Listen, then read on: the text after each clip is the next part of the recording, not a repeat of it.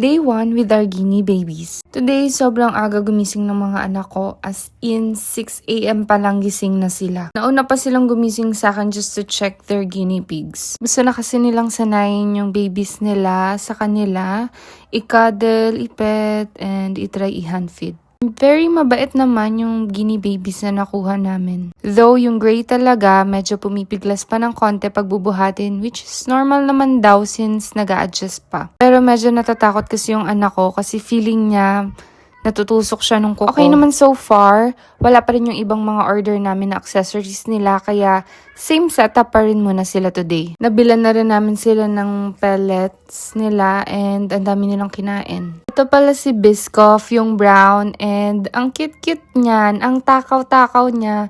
As in, mayat maya yan, kain ng pellets, tapos inubos niya rin yung mga vegetable dun sa cage nila, tapos pag hina-hand feed siya, kinakain niya pa rin. Ito naman si Oreo. Si Oreo naman medyo behave yan. Alam mo yun, parang nonchalant siya lagi. Pero ang cute-cute din, oh. Tignan nyo. Sabi nila nakaka-relieve daw ng stress ang pag-aalaga ng guinea pigs.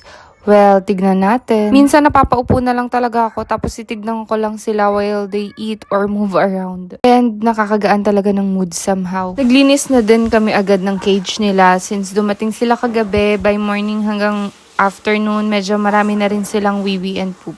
So, nilaban namin agad yung cloth na gamit nila and natuyo naman agad. Kaya binalik din namin. Though medyo nasisikipan pa rin ako sa current setup nila. Parang lumiit yung space sa bahay. So, naisipan namin saan mas magandang pwesto nila. Yun muna for day 1 with our guinea babies. See you again next time!